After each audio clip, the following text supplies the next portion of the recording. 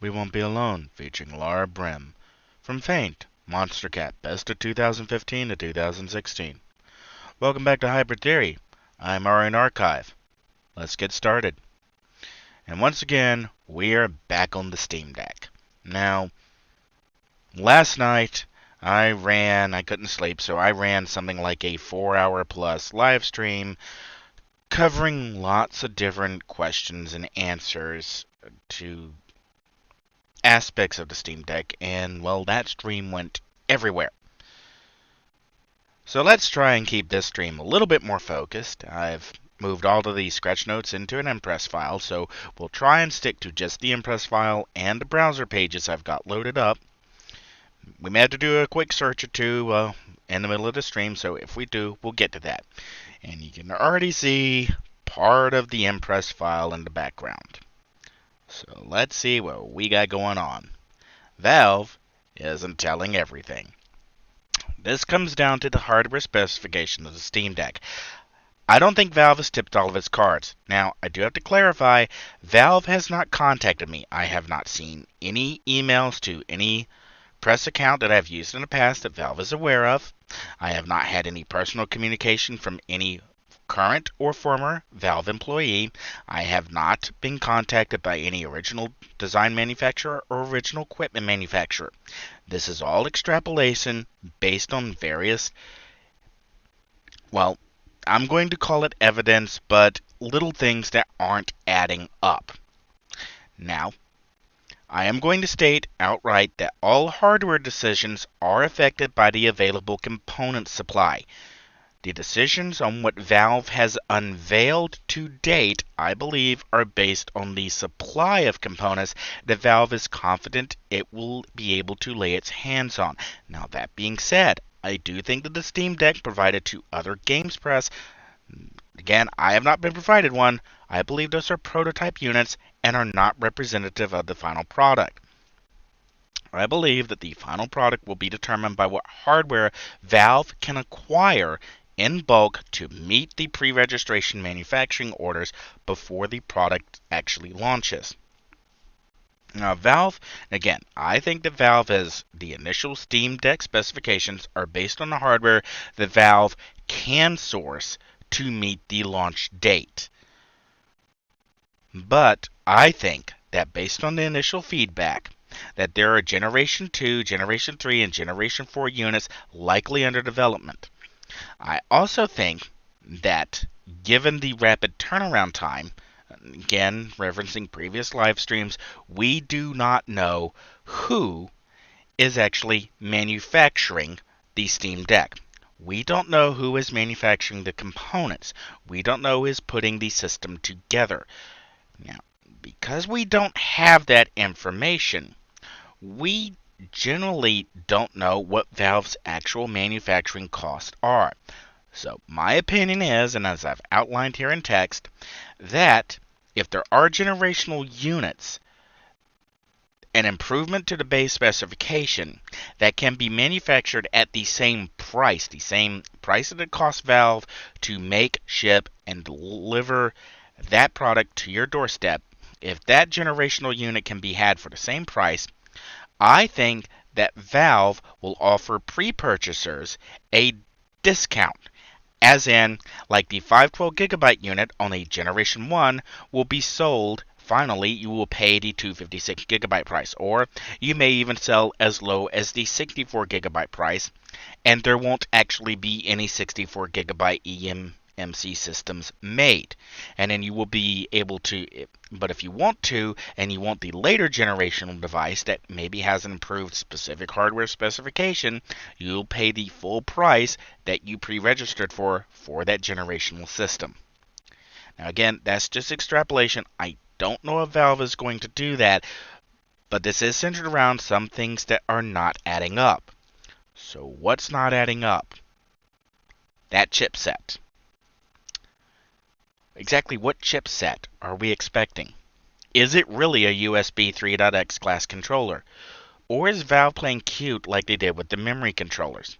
I'll get to the rest of the text in a minute, But for now, we're going to bring the browser back up and look at the specifications on the SteamDeck according to Valve's own website. According to Valve, they did get caught out, and the 16 gigabytes LPDDR5 of the onboard memory is a quad 32-bit channel configuration. That means that each 32-bit channel directly controls 4 gigabytes, the maximum amount of allocated memory on a 32-bit system. That's what they control. Now, keeping that in mind, keeping that Valve didn't actually list what the system was capable of, we find ourselves faced with an interesting question. And that question is, what other AMD processors use DDR5? And the simple answer is, none of them. The AMD AM5 desktop platform, the X670 chip, or the X670's, well, Northbridge, I would call it the Northbridge, but whatever it would be called, the X670, brings with it DDR5 in a dual channel configuration and USB 4. Now that's pretty important. That's where we get to the text just below what controller is actually used. Because back in 2009, a patent license agreement was signed between AMD and Intel. Essentially, anything that Intel works on that could be patented, AMD has access to. We know that AMD did launch PCIe version 4 before Intel launched PCIe version 4. In fact, we have comments from Intel stating that they were just going to skip PCIe version 4 and just go straight to PCIe version 5. Now, keeping that in mind, keeping that AMD has beaten Intel to the punch before on technology that Intel has had a significant amount of research and development into, we look at the posting of Thunderbolt 5 photos, which Thunderbolt 5 is theoretically 80 gigabits per second, and it's using a -1, 0, +1 encoding scheme. And there's a little chart down here on an Antec that shows that compared to the current NRZ schema versus PAM3, there are very similar limitations between the two. So in theory, PAM3 could be compared or could be achieved to NRZ without the limitations that PAM4 requires to be enabled. Now, keeping in mind that AMD has previously beat Intel to the punch, and AMD has delivered a transfer technology before Intel was ready to deliver that transfer technology, we come back to the SteamDeck. The LPDDR5 onboard RAM, based on the chipsets that we know that AMD is working on, would indicate that the USB controller is not a 3.2 Gen 2. It would instead indicate that that USB controller is probably a USB version 4 controller. Now, if we keep in mind that it could be, based on the chipset, that it could be a USB 4, which could be Thunderbolt 3, we could also then extrapolate that maybe that transfer, because Valve is already doing things differently. It's not a dual channel like the X670 leaks, it's a quad channel. What else is Valve doing differently semi-custom? And my guess is, I think that Valve is hiding either a Thunderbolt 4 or a Thunderbolt 5 USB Type-C controller for higher transfer rates. And this is where we come back into, I think there are generational systems in play here. I think Gen 2 is just a stock USB 4 as the connection. No different from Thunderbolt 3. Now, the reason I think that there's that is I think Gen 2 would be the unit that Valve is next most likely certain that they can lay their hands on and get enough components to make. Gen 3 might be a Thunderbolt 5. And this really depends on can AMD and the partners, whoever is fabricating the chipsets, can they make enough Thunderbolt 5 controllers for the APU platform in time to meet the launch date? Or would it be within plus 2 or 3 months of the launch date. Because if you could get a Thunderbolt 5 Steam Deck in February instead of a USB 3 Steam Deck in December, most people would go, I'll wait. They really would. So, why would Valve hide that the connection is a Thunderbolt class connection? If you've read ahead, you already see the answer. 2 words, external GPU. And this comes back to, going to slag on Nintendo and Nvidia for a second. The Nintendo Switch was a massive disappointment to many gamers because I've used this analogy before. It was like a sports star having just signed a multi-million-dollar contract, going to the Koenigsegg dealership and walking past every single Koenigsegg on the floor, walking past all of the custom-built options, going to the Fiat Panda sitting out back, kicking the tires and said, yeah, I'll have this. Yeah, that's exactly what happened with Nintendo and Nvidia. Nintendo walked into Nvidia. They had their choice of creative graphic technologies, and they took the Fiat Panda sitting out back. Now, there was some hidden genius there, but flash forward, what we can say, before I flash forward, is the Nintendo Switch did not implement NVLink over USB Type-C. It did not implement Thunderbolt over USB Type-C. It did not implement PCIe over USB Type-C. There has been no external dock released for the Nintendo Switch that adds an external graphics card that's accessible through the USB connection that gives the Switch greater graphics capability when used as a docked system. Now, if we assume for a second that Valve might not be that, it will be USB Gen 3 Type 2 compatible. It will be capable of that, but it'll be capable of something more. We get into this scenario where we deal with Valve saying, there won't be any boost performance in docked mode. Well, there wouldn't be. This is basic physics. You design a system so that the maximal, and we're going to just do a new slide here, because I feel I have to explain this, thermal design envelope, the maximum amount of heat output when all processor components are saturated to maximum performance. E.g., all threads full, max clock speed, max power consumption. This is what you predicate thermal exhaust designs upon.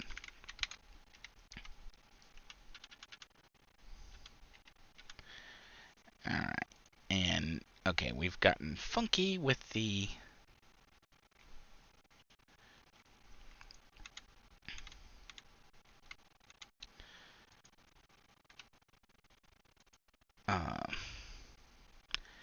yeah, I saw that one coming. Okay. I want to add one more line, and okay, we'll do it this way. Alright, this is what you predicate thermal exhaust upon.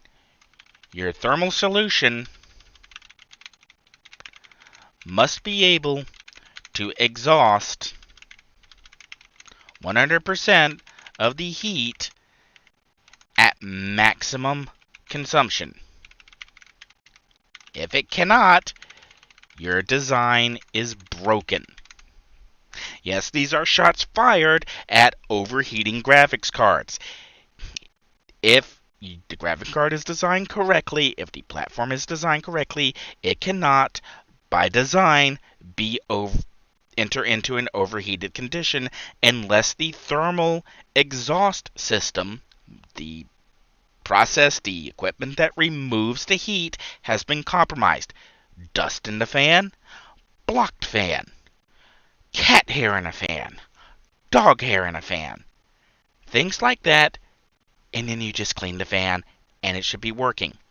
If your thermal exhaust system cannot exhaust the maximum amount of heat that the processor can produce, the design is broken. And yes, that does mean if your graphics card overheats because of a software issue, you do have a legal case to go up against whoever built the hardware because your hardware is broken. You bought a faulty product. Period. Stop. Don't go further. So, bringing this back to the SteamDeck. The SteamDeck doesn't have a boost mode because its thermal exhaust system can exhaust the maximum amount of performance. Let's go back to the browser. We look at the actual specifications and we have the maximum 3.5 gigahertz, 1.6 gigahertz. These are our maximum clock speeds. The thermal system on the SteamDeck is designed to exhaust the heat that can be produced by this processor at maximum performance. Now that does mean you don't get battery life. That means you are trading off battery life for performance, but by default, the SteamDeck will completely exhaust all of the heat at maximum performance. It is capable of doing that. Thus, it literally cannot have a boost mode because its thermal solution is designed to exhaust its maximum operating performance envelope. Okay? I realize for some people this is like explaining 1 + 1 = 2. I've just seen so many people complain about, well, Amazon broke my RTX 3090. No, Amazon did not break your RTX 3090. You bought a broken card to begin with. So, let's move on. Talked about thermal design envelope. Let's get back and talk about the SteamDeck. Because another big question that I've seen with the SteamDeck is it a PlayStation 4? No. Now, in relation to the PlayStation 4, the launch version of the PlayStation 4, and we'll go back because I still have the browser open. That's why I left the browser open. The launch version of the PlayStation 4 has, and you can see I was already doing a search, while I go back up to the top. The launch version has 1.84 teraflops. The PlayStation 4 Pro has 4.198 teraflops of processing power. Now, it is not an apples-to-apples comparison. For starters, 8 gigabytes of that GDDR5 memory was pretty much dedicated to the graphics system. The PS4 launch and PS4 Slim only had 256 megabytes of DDR3 memory.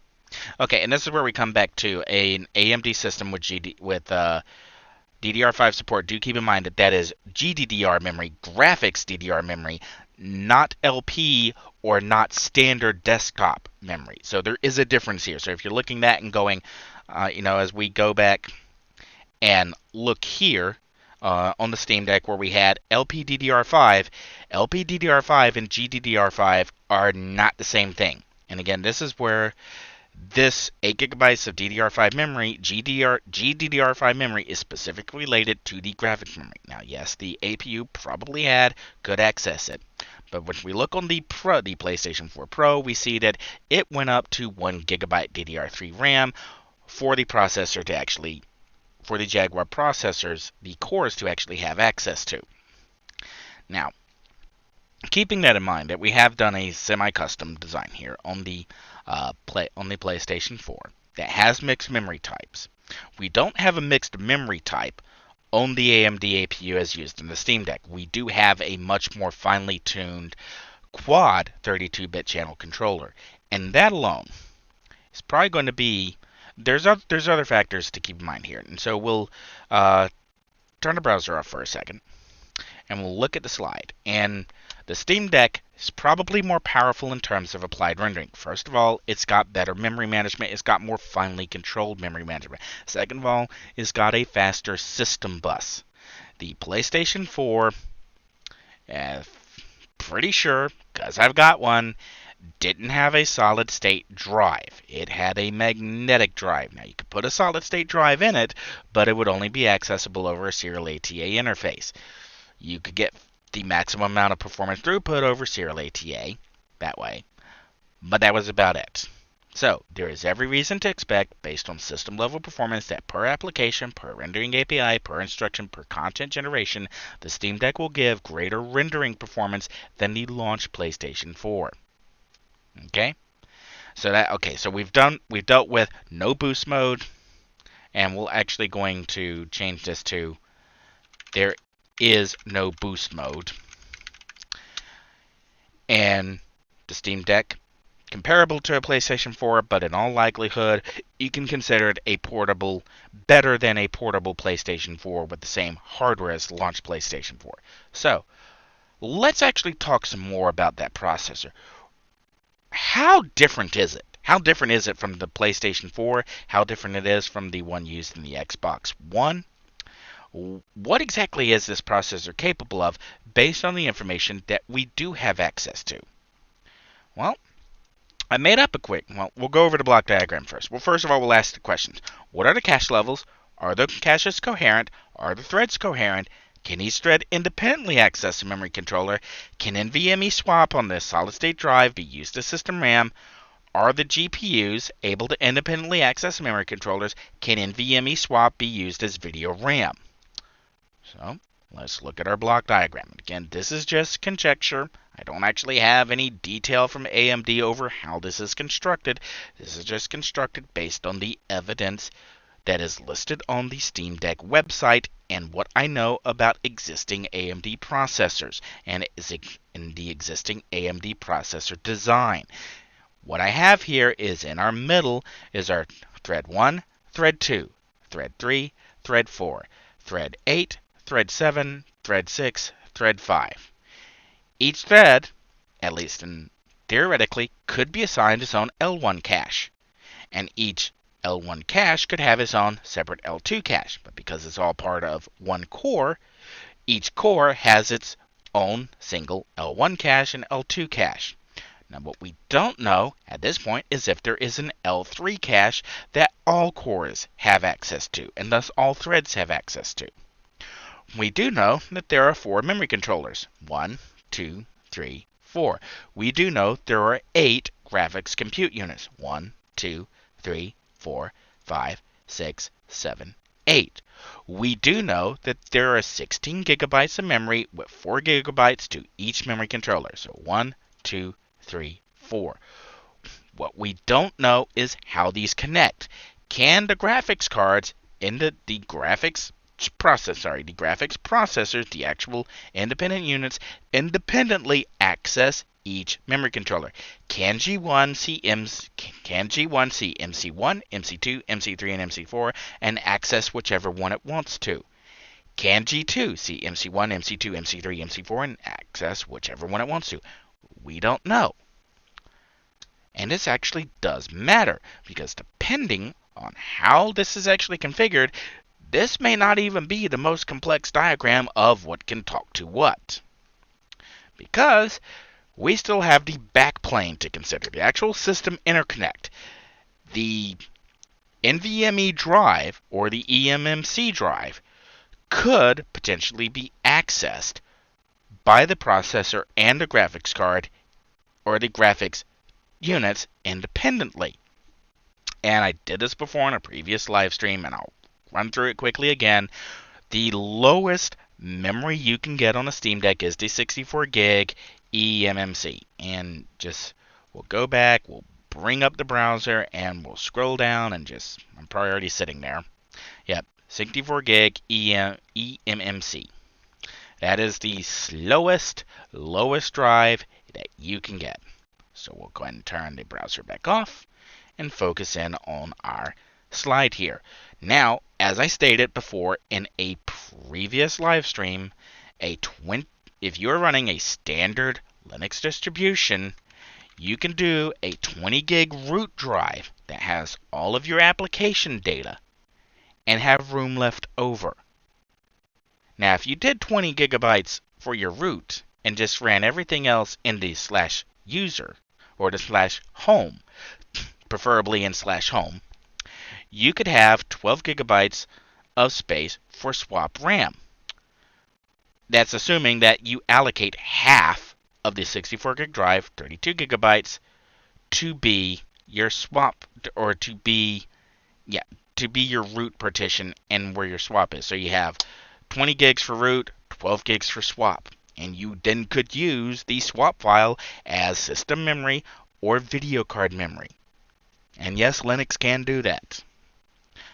This is where, again, we get into the SteamDeck may have more capability built in than Valve is letting on.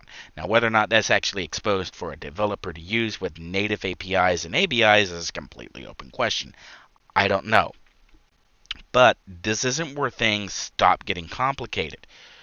Because simply being able to access, to actually make computations, to build a scene, to render an environment, to load characters, to present the textures, none of that matters if you can't actually get that presentation to a physical display. And that's where we start to talk about the backend. Now, in a previous live stream, and we'll go ahead and bring up the browser again. And this is where I am going to have to open up a new tab, TechArt, GPU comparison. I went to the AMD ATI, well, I think I just clicked on workstation. Okay, graphic card, I think that's going to give us everything. It does. Alright, loading down through here, and I looked at the ROPS, the Raster Operation Pipeline. And as you scroll down and you look through the different graphic cards that came along, you can almost tie them to the screens that were popular at the time, like the X1800s, the Radeon 9700, really came out at a time when CRT monitors were dominant and most people were running something like 1280 by 1024, maybe something a little smaller. And as you get into the Radeon HD series, you start to see 32 ROPS. No, not 32. Sorry, I'm looking at textures and clock skin. You're looking at 16 ROPS starting to pop up in some of the higher performance cards, mostly the X2s. You get to the 4850, and we're still at 16. It's still our maximum. And we get all the way down. We're looking at this column here. And we start hitting 32 ROPS as default by the Radeon HD 5850. Now, for reference, the Radeon HD 5850 was in 2009.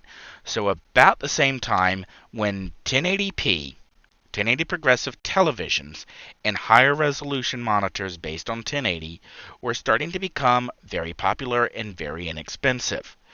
You didn't have to spend out a lot of money. You weren't having to buy a dual graphics card to drive these higher resolution displays. We get all the way down to the R9 290X. And here we are. We get to with the R9 290 and the 290X, we get to the first graphics card that AMD produced with 64 raster operations on the back end. These were the very first graphics cards that could reliably display content, render that content in 4K resolution. There's pretty much, so we'll go ahead and turn off the browser for now and come back to our slide. There is a hard resolution limit on how much data can actually be transferred to a display. 32 ROPS has a very low, comparatively speaking, limit on what it can actually transfer and be effective at. This is why there is, when you start doing performance tests, real performance tests, not canned benchmarks, why on all of the graphic cards that AMD have produced with 32 ROPS or lower, when you start increasing the resolution or detail levels, and you lose your ability to, and the ROPS just can't keep up, and your performance craters as you increase the resolution. Whereas on a card with a massive back end, even if you are still bottlenecked elsewhere, your performance cutoff is not as high. The R9290X, when it works, can still deliver Vulkan content in QHD at better than 30 frames per second because of its massive ROP backend. So more ROPs, higher effective resolution you can render at. There's also some other advantages to a massive ROP backend. This is where you can do things like checkerboard rendering. Like I'm pretty sure the PlayStation 4 Pro has like a 48 ROP backend. It was not limited in that respect. And this is also where you do your anti-aliasing. This is also where fidelity super resolution can also be performed. Now, there's a second part here, the backend part 2. And we'll come back to this. We'll go to the next slide first. Because in the next slide, again, this is if you really want to hear the rant on this, go back and read or spend 4 hours and watch me melt down, or listen to me melt down, as the case may be. 32 ROPs, pretty much hard caps. I mean, hard caps. You're not going to get much better performance over 1080p at 1080p at 60 frames per second in OpenGL 4.x, Vulkan, or DirectX 10/11/12 rendering. That's kind of critical. And the reason it matters is that if you want to display to a bigger screen, if you have a 21:9 ultra-wide display, a 32 ROP backend is going to crater and give you much worse performance than a simple 16:9 1080p display. You need a bigger backend to more effectively get your performance to the display. Now, for the most part, we can safely say that on AMD's previous raster operation pipelines, 64 ROPs was enough to give decent scaling to 4K. In some cases, again, I'm pretty sure actually, since I still have the browser open, we're going to just bring the browser back up. We're going to go back to the PlayStation 4, and we're just going to do ROP. Does it actually tell us anything? And no, we're not actually, I think, getting. We'll do raster operation. Do we have any? Okay, nothing on raster. So the Wikipedia page doesn't specify what the actual ROP backend or what does work. I'm pretty sure it was 48. Could be wrong on that. If I am, sorry. All right. So going back to, we'll drop the browser for a second, go back to the slide. Now, on this slide, we have our CPU, GPU block at the top. 64 ROPs gives us effectively 4K scaling. Doesn't really give us 4K ultra-wide, or it doesn't get us up to 8K. We're really going to need more ROPs to get higher resolution than standard 4K. Now, this is also where we can do cute things like the checkerboarding that the PlayStation 4 Pro uses to manage most of its 4K displaying. And over here is the one I actually want to talk about, because it's the one I think Valve is trying to implement on the SteamDeck. I think, because of recent comments on virtual reality, that Valve is looking at a 64 ROP that can act as two 32 ROP backends simultaneously. So we'll go back up and we'll do 64 to a 32 ROP configuration offers flexibility and performance. Why does it matter? Well, to start, again, I just brought up virtual reality. So let's talk for a second about low performance VR, and let's drop back in time. Specifically, we're going to drop back to the Google Cardboard. Now, the Google Cardboard was released in 2014, 7 years ago. It was only discontinued in March 2021, just 5 months ago. You could still get applications for Google Cardboard. If you have it, you still can. Now, Google Cardboard was able to give you convincing virtual reality experience. I'm not saying it was great. I'm not saying that it was good. I'm not saying that it was appropriate for games. I'm just saying that if you put Google Cardboard on and you looked at an image that was being presented in VR, if you were looking at a movie that was presented in VR, like a 3D stereoscopic viewpoint, Google Cardboard only needed a 30 Hz to 60 Hz refresh rate and was doing that on graphics chips that only had around 115.2 gigaflops. of performance. So very low performance, literally less than 1/10 of what the Steam Deck tops out at. So, the Steam Deck is much more powerful. It can obviously do everything that Google Cardboard did and better, but it's still not exactly a high performance machine. How are we going to make the Steam Deck do better in VR? Well, let's talk about foveated rendering. Foveated rendering is optimizing the level of detail based on accounting for a player using motion controls to look at an object rather than relying on peripheral vision. For example, in most games, like if I were to load up Dying Light or City of Heroes right now, I'm looking around the screen for various things to look at. When you're in a VR environment, you move your head to look at different objects. And if you need to make mass camera changes, you can either whip all the way around, or you can use a controller, or like the Valve Index and move the camera that way. But still, when you're looking at any specific item, you're looking with your head where your head is pointing, and you stay focused pretty much on one spot on the screen. And that's when we get to foveated rendering. This is a quick mock-up of it, of what this would be like. This is not to scale. This is just a quick zoned version of a foveated display where we have a very high detail in the middle. We have slightly less detail around our very high detail. We have even less detail on our outsides around our less high details. And then we have even lower detail around that. And then on the very edges, we have a really low detail point of view. And you might be wondering, well, why aren't these low detail as well? Because if you are looking at a screen, the verticality on most displays is smaller than the horizontal width. So you're going out 1, 2, 3, 1, 2, 3. Now, you could make these medium detail as well, but there's another reason to weight it this way. Right now we have 1, 2, 3, 4, 5 high detail spots. We have 1, 2, 3, 4, 5, 6, 7, 8, 9, 10, 11, 12 medium detail, and we have 1, 2, 3, 4, 5, 6, 7, 8, 9, 10, 12, 13, 14, 15, 16, 17, 18 low detail zones. So we have a scale. We basically are scaling downwards. The lower detail we get, the more zones we are covering.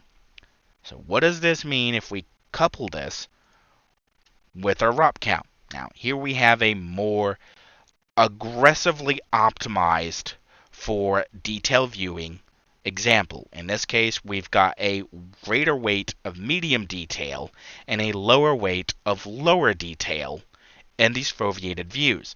But it still does give us a pretty good example of if we are connected to a single display, we go through a 64 ROP or higher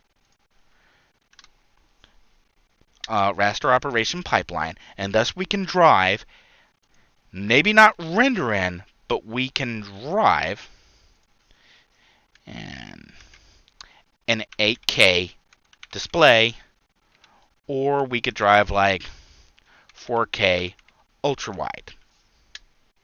Or we could just phrase that ultra wide UHD. And we can definitely drive ultra wide QHD. Okay? So that's the big thing about a big ROP pipeline. Gives us greater flexibility over displays we can display into without massive loss of performance, even if we're not using. And we'll add another box here on top of this. And we'll color this box. We'll say we're actually going to go with that. What was that? Pink chartreuse. Is it still in here? Did I use tonal or? So I try to remember what I used for that. I think it was material and. Oh wait, that did the lines. Okay, I think that was close enough. And we'll put some text in here, and we'll shrink our text down a little bit. And we'll put checkerboard. We'll put fidelity, resolution, anti-aliasing. Well, I'm not sure if I spelled that correctly or not. I didn't. Anti-aliasing. And we'll put upscaled from base resolution. Or we'll just do upscaling. Upscaling. So with a big ROP backend, we can do our checkerboard upscaling, we can do a fidelity resolution upscaling, we can do anti-aliasing, we can just do a simple resolution upscale. And thus we can fit a 1080p image into a larger display, or an ultra-wide 1080p image into a larger display. Whereas if the ROP can also act as two separate ROPs, we can drive independent displays with different weighted zones. Now, what would this actually look like in practice?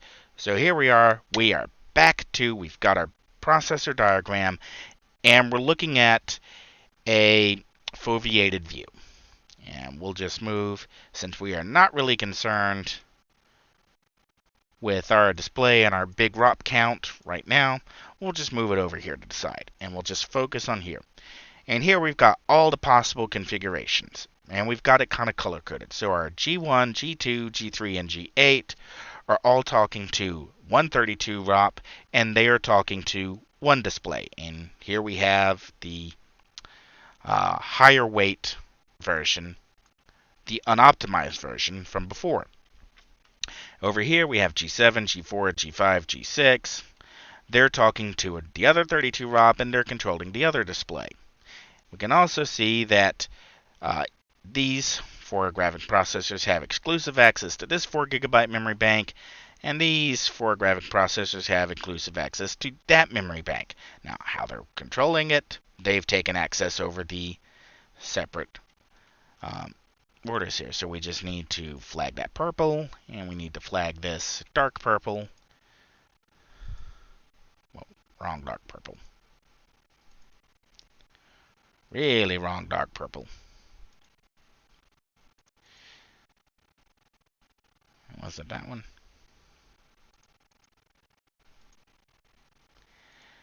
Yeah, a brief moment when you go, which one did I use? I need a color picker. Alright, we'll just leave it at that. We'll just leave it at that so it's still easy to see. So we've got our... This is one potential setup. Now, this is not optimized. This is not really making good use of our system. So let's drill down and take a moment and optimize it.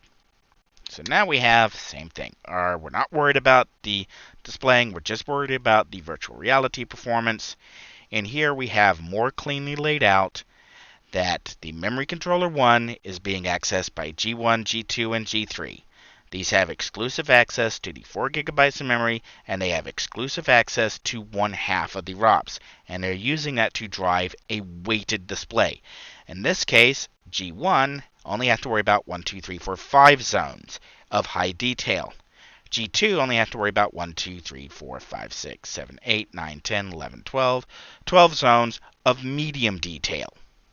And G3 only have to worry about the remaining zones of very low detail. And because of that, because we're using threading in Vulkan, and we're go, wait, this looks like a Crossfire setup. Or an SLI setup. Not really. Let's bring up our browser again. And we're going to look over at Vulkan API, because I still have it highlighted. Vulkan is designed to allow developers to better distribute work among multiple CPU cores. This also applies, multi-thread friendly, to graphics cores. Now, operations can only be executed sequentially in OpenGL. Multi-threaded programming is possible in Vulkan, if not it's part of the API. Now, the model here is ARM's Big Little architecture. If you have any recent phone that has an ARM processor, it generally has 3 or 4 large cores that have high performance but are very power inefficient, and 3 or 4 small cores that are very power efficient but don't have that much performance. Okay? And we'll come back to that one later. So we look through here. Vulkan was designed to make use of ARM big.little configurations for graphics processors. The idea being is that you would have 2 or 3 big graphics card cores, graphics processors, the actual cores that would be able to execute intense graphical operations very quickly, and then when you didn't need those, the system can just use a smaller core, right, that are more performant, more efficient to use. Now, what we do know is the SteamDeck does not have different size cores. These are all identical compute units of RDNA 2 design, or RDNA 2 derived.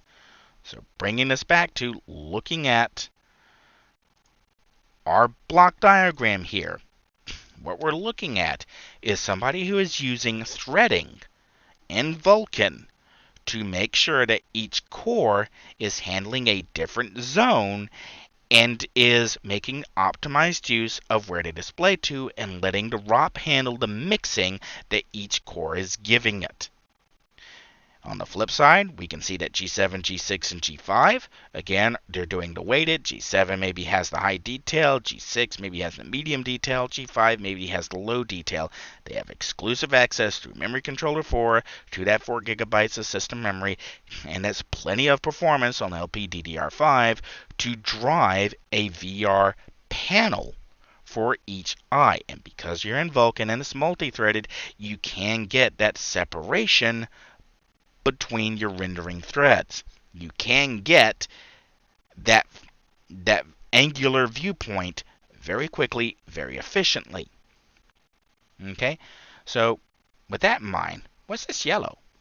Well, what are G8 and G4 doing? Anything we want them to. In this diagram, they've been given control of Media Controller 2, or access to Media Controller 2, or they've claimed access. They are claiming 4 gigabytes of system memory for themselves, and they can do OpenCL.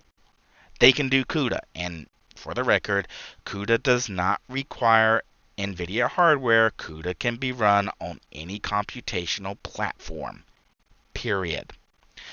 These 2 graphics units could also do ray tracing. They have a huge amount of memory to pull from. They're still very fast.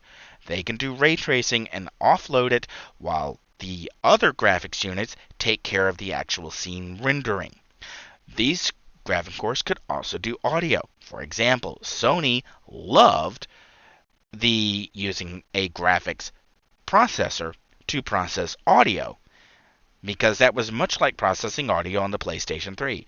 Or we could just have these 2 cores just doing floating point operations to take floating point loads off of the central processor. So what's the central processor doing in this diagram? Well, it's claimed exclusive control of Memory Controller 3, which still has 4 gigabytes of memory, and this is now 1 gigabyte to each core, or 512 meg to each thread. Now again, let's bring back up our browser, and for comparison, look at the PlayStation 4. The PlayStation 4 on the launch version only had 256 megabytes of DDR3 memory to use for quote-unquote background task for the processor to access outside of the GDDR5 memory. The PlayStation 4 Pro upped that to 1 gigabyte. So even in an apples-to-apples comparison, the SteamDeck still offers the central processor more system memory per core, per thread, than the PlayStation 4 Pro did. So on paper, at least again on paper, the SteamDeck 4-core, 8-thread processor is likely demonstratively more powerful than the cores used in the PlayStation 4 Pro, even in a worst case VR situation. Alright? So what else have we got? Well, not much really, because that really goes through and deals with the specific responses. Valve's not telling everything. They were coy about the memory controller. We don't know what else they're being coy about. We don't really know what chipset we're dealing with. We don't even know if it actually is based on the X670, or if it's an entirely new controller that's been specifically designed for the Steam Deck. How much of this is custom? We do know there is no boost mode. The Steam Deck was not built by people who were trying to make a quick buck. They weren't built in a factory that had to meet, or at least as far as we know, they weren't built in a factory that was under pressure, as far as we know. As far as we know, the Steam Deck is perfectly capable of exhausting 100% of the heat that the system can generate. We do know that the Steam Deck is likely, despite its lower theoretical performance numbers, more powerful than a launch PlayStation 4 in applied rendering, and likely more powerful than the PlayStation 4 Pro in terms of processor performance. We don't have answers on the block diagrams. We really don't know what has access to what. We really don't know what the full capabilities are, including those solid-state drives. We don't really know that much about the backend.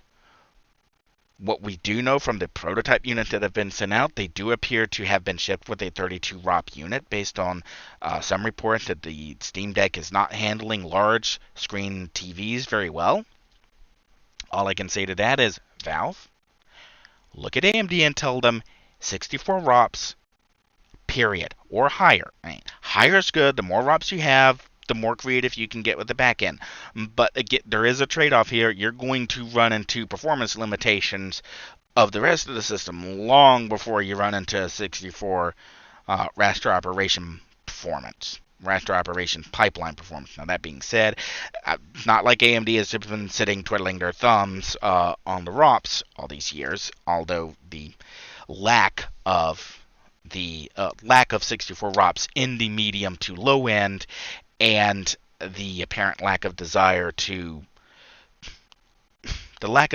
just get out of the way and let the processor maximize its own potential is kind of worrying.